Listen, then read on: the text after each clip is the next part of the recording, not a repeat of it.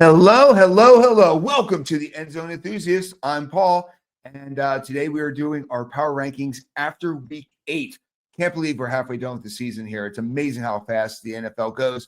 And the funny thing about it is we had a lot of movement this month, actually this week, with the power rankings, but really not many people entering or falling. We're starting to find out who the good teams are and who the bad teams are here. But before we get started, we always have a coaster shirt. Why are we the coaster, the End Zone Enthusiasts? Because we are coaster enthusiasts who love the NFL. This is Sierra Sam's. We also do water parks, people. We're not just a one-trick pony with roller coasters.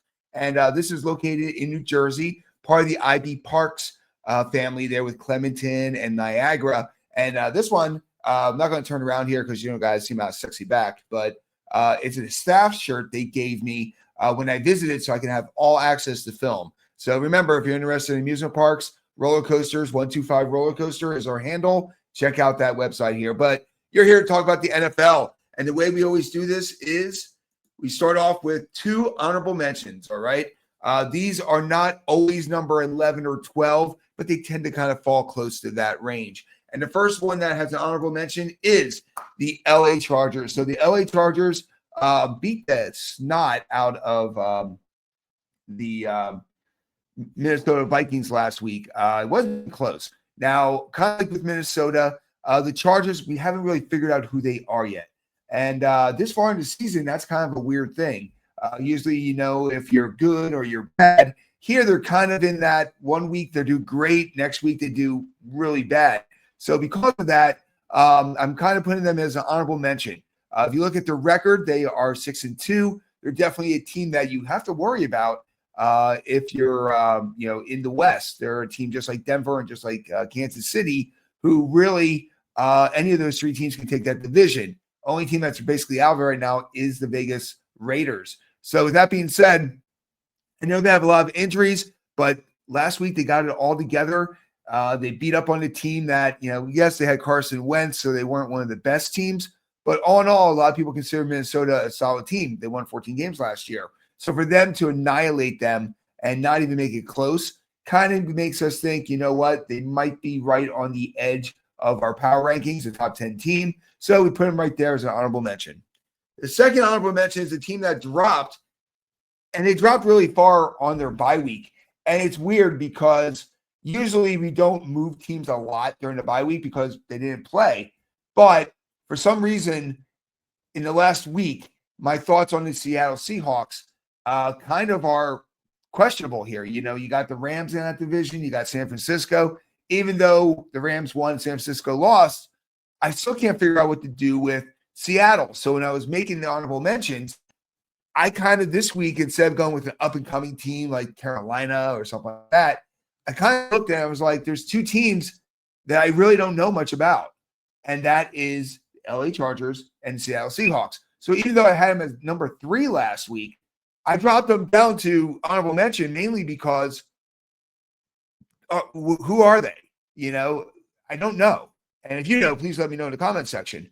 So when I put the Chargers in there as an honorable mention, I kind of thought, well, who's the other team that I kind of don't know if they're good and bad? I'm thinking they're good, but they could fall apart pretty quick. And that ended up being the Seattle Seahawks. So because of that, I dropped them down to honorable mention. They play again this upcoming week. And when they do, we're going to know a lot better where they stand here. But those are our 2 honorable mentions. So that gets us into the question that we always have to ask: who dropped? So the last couple weeks, I haven't had many people dropping out of the top 10 or the top honorable mentions. Even last year, our honorable mentions were the same. Now they changed this week, but there's 2 of those. We moved one from Seattle, so somebody had to drop out. So who dropped out? Well, it is the Pittsburgh Steelers.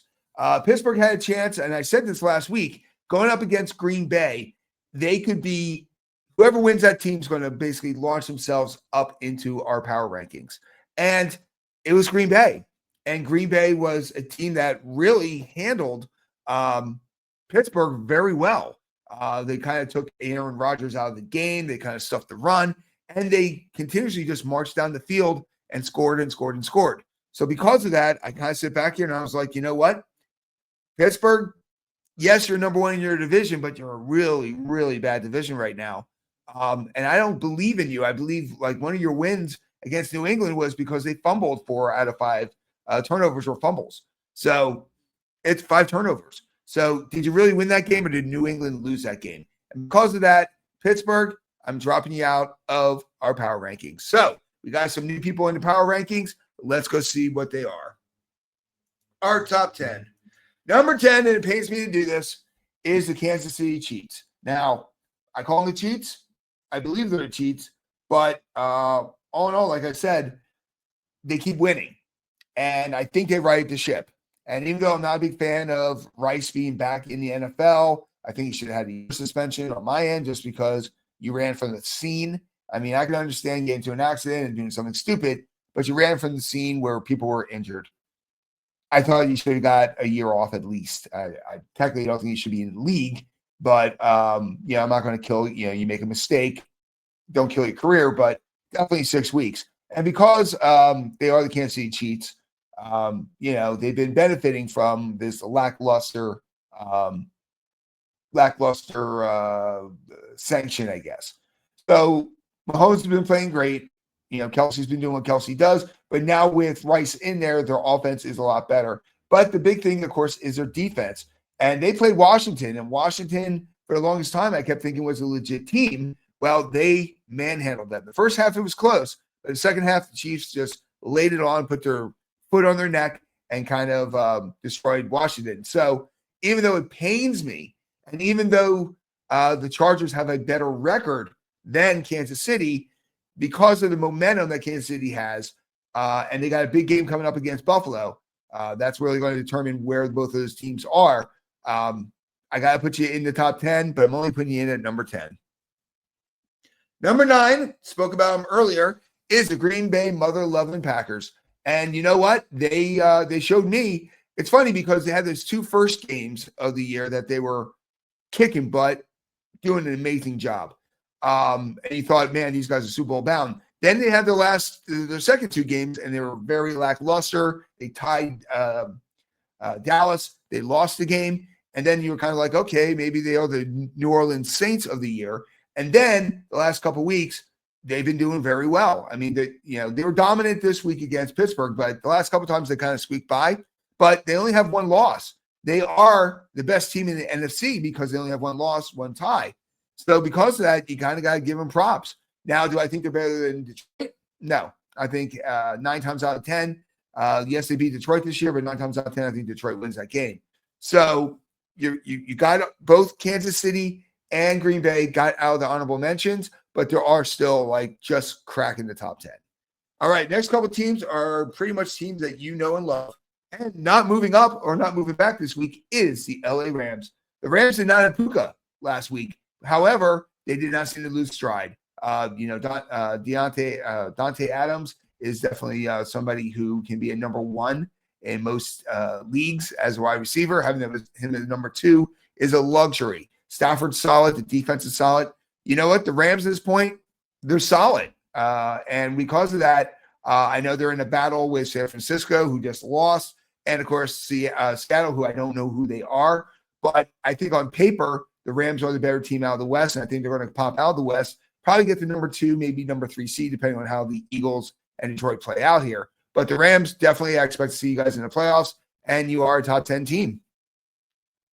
Number 7, you're back, guys. It's the Buffalo Bills. Now, last week I believe they were number 9. So they are moving up.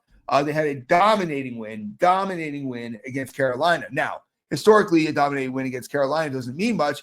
And because it was Andy Dalton, I don't think it means as much as it would have if it was Bryce Young.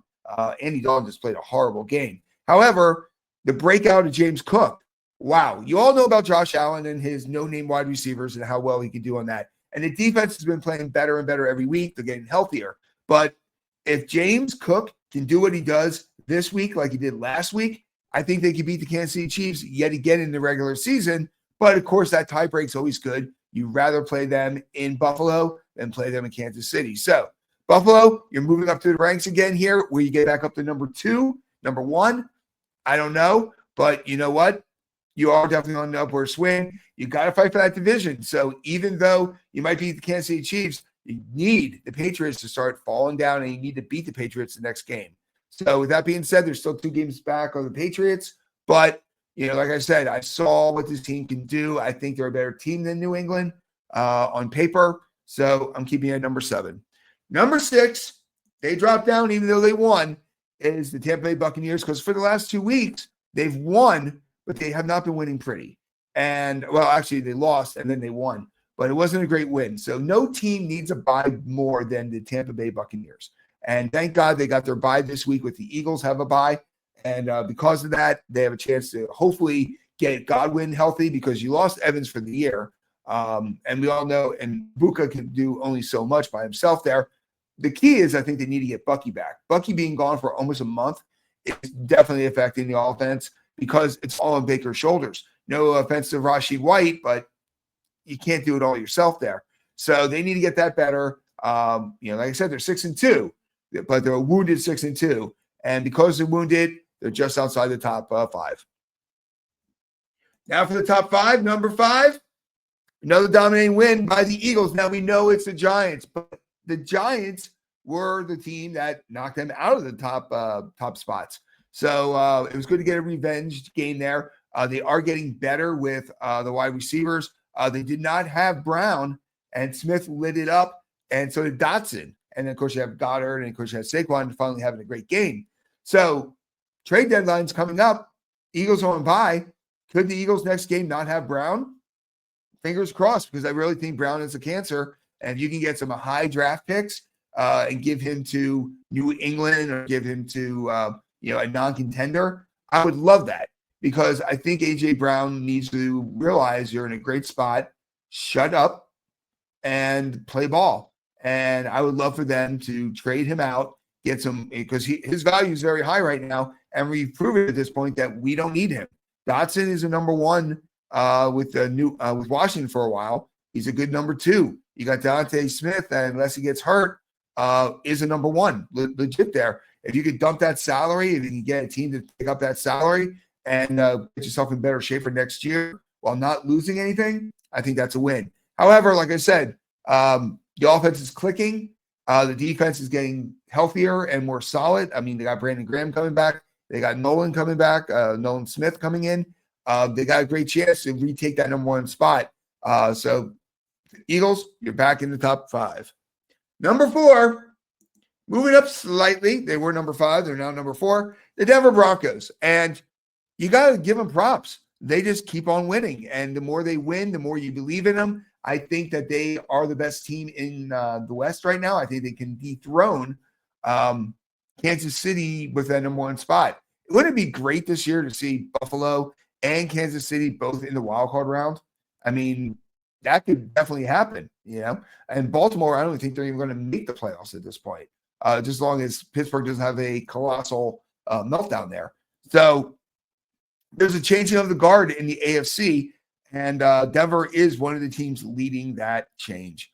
And with that being said, number 3 is the team that really is a shocker, the New England Patriots. We knew they were going to get better with Vrabel, but you did not expect them to basically have a 2-game lead on Buffalo at the midway point of the season. Drake May is playing amazing, smart football. Diggs is looks like he's healthy now. He's starting to get touchdowns. And the defense, you knew they were going to get better with Vrabel. So at this point, they are the leader of the East. Might be a change of the guard. I'm not counting Buffalo out now. And a lot of people are not happy with the Patriots being back on top this quickly after the dynasty's done. But you got to give props to props. And Drake May, they talk a lot about MVP, but he might be something you want to look at. Number 2, of course, is the best team in the NFC, no matter what Green Bay's record says. It is the Detroit Lions. And they just put a whooping on who they beat up on last week. Oh, they were on bye. So they were on bye last week. So even though Seattle dropped, I'm still giving Detroit props. They did not fall out of our top, number 2. I think they are the best team. And when it comes down to number 1, number 2, for me, the power rankings always have to be who I think is the best team in the division and the conference. Sorry, and for me, it's Detroit. And number 1 for the second week in a row is the Colts. So Colts had another game. They had another victory. This time it was against Tennessee, but you only play the team that's in front of you. But yet again, they're the best record in NFL. You kind of got to give them props. Danny Dimes, Jonathan Taylor. These guys are legit. Pittman, Michael Pittman Jr., and of course, Taylor with the tight end. The offense is just a great juggernaut, and the defense is doing enough not to lose. So with that being said, pop this over here. Boom. Boom. Add that. So once again, guys, we're going to go through here. The only team dropping out is the Pittsburgh Steelers. The honorable mentions are the Seattle Seahawks and the LA Chargers because I don't know how good they are. Jumping into the top 10 is the Kansas City Chiefs. I would wish for them to lose this week so I can drop them back out. However, they are catching fire. They are starting to play like the Chiefs that we know and hate. Number 9 is a team that jumped also into the top 10. That's the Green Bay Packers. You got one loss. You're the best team in that conference because you only have one loss. And because of that, I got to give you props. You got to get into the top 10. The LA Rams stayed the same at number 8. The Buffalo Bills moved up 2 spots from number 9 to number 7. You got Tampa Bay, who stayed the same at number 6. Even though they won, the injuries have me concerned. The Eagles jumped up 2 spots from 7 to number 5. So the Eagles, I think, if they keep playing the way they're doing and they get healthier, they can take that top spot again. Number 4 from number 5 is the Denver Broncos. Number 3 from number 4 is the New England Patriots. And number 1 and number 2, Detroit Lions and the Indianapolis Colts. Tomorrow we're going to drop our week 9 picks. Right now we are 78 and 42. We went where we go? We went 10 and 3 last week. So we did pretty good there. I got a little nervous with some of my picks early on that I got wrong. However, we ended strong. 10 and 3 is fantastic. 78 and 42 is a great record. So, guys, I cannot wait to see you in the queue, in the roller coaster realm. But for us, Eagles fly. Baker's got to bake. And Buffalo, just keep doing what you're doing. But, do it a little bit quicker because the Patriots got you right now.